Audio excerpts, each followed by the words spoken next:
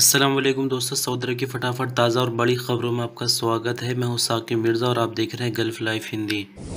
खादिम हरमैन शरीफैन king Salman बिन अब्दुल अजीज़ ने Saudi अरब के 91वें national day के मौके पर मुबारकबाद का मैसेज जारी किया है। सबक न्यूज़ के मुताबिक खादिम हरमैन शरीफैन किंग सलमान बिन अब्दुल अजीज़ ने अपने ट्वीट में सऊदी अरब के 91वें नेशनल डे के मौके पर स्पेशल मुबारकबाद के पैगाम में कहा कि हम रब करीम की तरफ से दी गई अमन सलामती और बेहतरीन नेमतों पर शुक्रगुजार है। हम हमेशा अपने प्रेजेंट और बेहतर फ्यूचर के लिए कोशिश करते रहेंगे। तवक्कल एप्लीकेशन ने अपनी नई अपडेट में छूट की कैटेगरी को भी शामिल कर लिया है। अखबार 24 के मुताबिक ये स्टेटस सिर्फ उन लोगों के लिए रिजर्व है जिन्हें मिनिस्ट्री ऑफ हेल्थ की तरफ से कोरोना वैक्सीन के लिए छूट दी गई है। एप्लीकेशन का कहना है कि छूट का स्टेटस लेने के लिए मिनिस्ट्री ऑफ हेल्थ से हॉस्पिटल जाकर कांटेक्ट करना होगा। मिनिस्ट्री ऑफ हेल्थ ऐसे लोगों की हालत की मेडिकल जांच करेगी और उसके बाद ही फैसला किया जाएगा कि इनको छूट वाली कैटेगरी में रखना है या नहीं। इसी बीच हेल्थ मिनिस्ट्री के स्पोकमैन डॉक्टर मोहम्मद अलवदाली का कहना था कि छूट का स्टेटस सिर्फ कुछ ही खास लोगों को दिया जाएगा। उसकी बुनियादी वजह यह है कि सऊदी अरब में जो भी वैक्सीन रजिस्टर्ड की गई है वो पूरी तरह से सुरक्षित है और साइड इफेक्ट फ्री है। लेकिन फिर भी अगर कुछ ऐसे लोग हैं जिनको वैक्सीन सूट नहीं करती तो सिर्फ ऐसे लोगों को ही छूट की कैटेगरी में रखा जाएगा। सऊदी मिनिस्टर ऑफ इंटीरियर ने सऊदी अरब में रहने वाले अजनबी जो कि फ़िलहाल अपने देशों में फंसे हुए फ़्लाइट के चलते या फिर जो वाया होकर भी आने की सोच रहे हैं तो उनके लिए कुदूम एप्लीकेशन लॉन्च की है। दरअसल आपको बता दें कि जिस तरह से पहले मुकीम वेबसाइट पर डायरेक्ट ऑनलाइन जाकर रजिस्ट्रेशन किया जाता था, अब उसके लिए एक स्पेशल ऐप लॉन्च कर दी गई है जिसका नाम कुदूम है। तो कुदूम एप्लीकेशन प्ले स्टोर या फिर ऐप स्टोर से डाउनलोड की जा सकती है।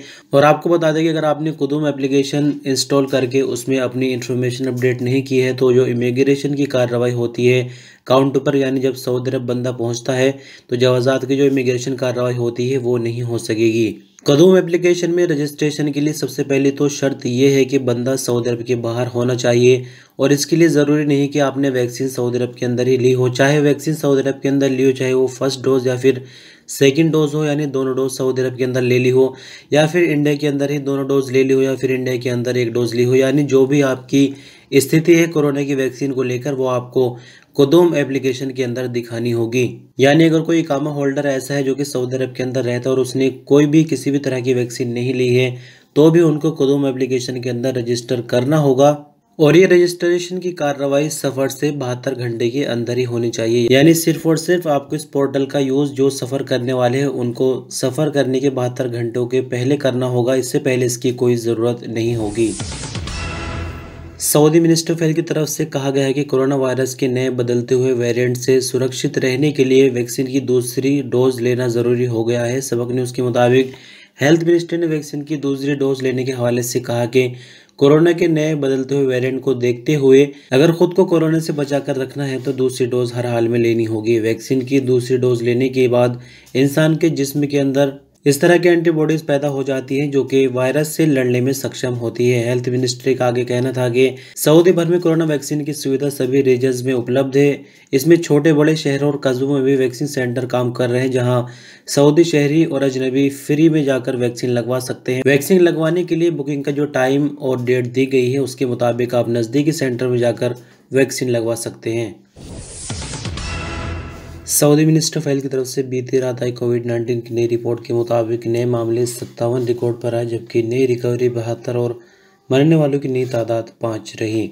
एक्टिव मामलों की बात करें तो इनकी तादाद 2325 है जिनमें से 279 क्रिटिकल मामले हैं जो कि हालत नाजुक की वजह से ICU में 57 नए मामले रिकॉर्ड पर आने के बाद कुल मामले 5,46,792 हो जाते हैं। 72 नई रिकवरी के बाद कुल रिकवरी 5,35,783 जबकि 5 नई मौत के बाद कुल मरने वालों की तादाद बढ़कर 8,684 हो जाती है। अरब जॉइंट फोर्स का कहना है कि यमन में हुस्सी की तरफ से सऊदी अरब पर किए जाने वाले 3 ड्रोन हमले नाकाम बनाए गए। सबक न्यूज़ के मुताबिक अरब जॉइंट फोर्स की तरफ से जारी बयान के हवाले से कहा गया है कि हुस्सी की तरफ से सऊदी अरब की सरहदों का लगातार वायलेशन हो रहा है। हुस्सी ने जुमेरात को 3 बारूद से भरे हुए ड्रोनों के जरिए सऊदी अरब पर हमला किया है, यानी सऊदी अरब की पॉपुलेशन और प्रॉपर्टी को निशाना बनाने की कोशिश की, लेकिन सऊदी आर्मी ने मौके पर कार्रवाई करते हुए तीनों ड्रोन को हवा में ही मार गिराया। किसी भी तरह का सऊदी अरब को जानी या माली नुकसान नहीं हुआ है। इसी बीच अरब ज्वाइंट फोर्स का कहना है कि हूथियों की तरफ जवाबी कार्रवाई जारी है, जिसमें हूथियों को भारी नुकसान उठाना पड़ रहा है। यहाँ आपकी जानकारी के लिए बता दें कि जुमेरात को ही हूथियों ने जैजान पर मिसाइल से हमले की कोशिश की थी, जिसको हवा में ही नाकाम बना दिया गया। यानी जुमेरात को जितने भी हमले हुए हैं उससे सऊदी अरब को कोई नुकसान नहीं पहुंचा। सऊदी मिनिस्ट्री ऑफ हेल्थ का कहना है कि सऊदी अरब में कोरोना वैक्सीन की कुल डोज 4,13,31,687 तक पहुंच चुकी है, जिनमें से 23 मिलियन से ज़्यादा लोगों ने वैक्सीन की पहली डोज, जबकि 18.1 मिलियन लोगों को वैक्सीन की दोनों डोज दी जा चुकी है। अखबार 24 के मुताबिक वैक्सीन लेने वाले बूढ़े लोगों की तादाद 1.645 मिलियन है, जबकि बाकी उम्र के हिसाब से संबंध रखते हैं। बीते 24 घंटों के दौरान 81,000 सऊदी शहरी और अजनबियों ने वैक्सीन के लिए खुद को रजिस्टर कराया है, जिन्हें उनके वक्त पर वैक्सीन लगाई जाएगी।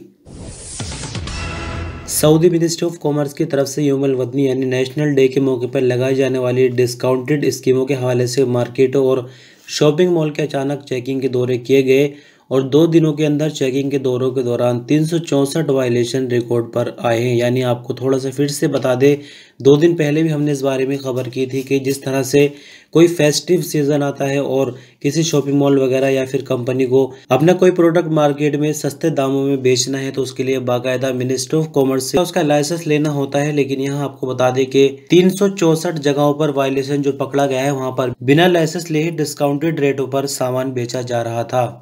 वायलेशन में और भी कई कमियां पकड़ी गई, जैसे कि प्रोडक्ट के ऊपर कीमत नहीं लिखी गई थी, साथ ही बिल वगैरह भी कस्टमर को नहीं दिया जा रहा था।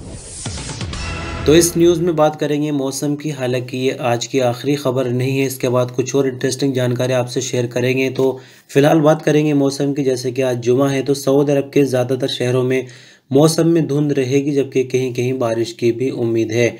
जुमा को जाजान, असीर, बाहा, मक्का मुकर्रमा रीजन में मौसम में धुंध रहेगी, जबकि मदीना मुनव्वरा रीजन के ऊपरी इलाकों पर कहीं कहीं गरज चमक के साथ बारिश की उम्मीद जताई गई है। मौसम विभाग का आगे कहना है कि सऊदी अरब में सबसे ज़्यादा गर्मी आज मदीना मुनव्वरा में रहेगी, जहां टेम्परेचर 42 डिग्री सेंटीग्रेड, जबकि अल हसा में टेम्परेचर 41 डिग्री सेंटीग्रेड और सबसे कम टेम्परेचर अल सौदा में रहेगा, जहां पर टेम्परेचर 13 डिग्री तक पहुंचेगा।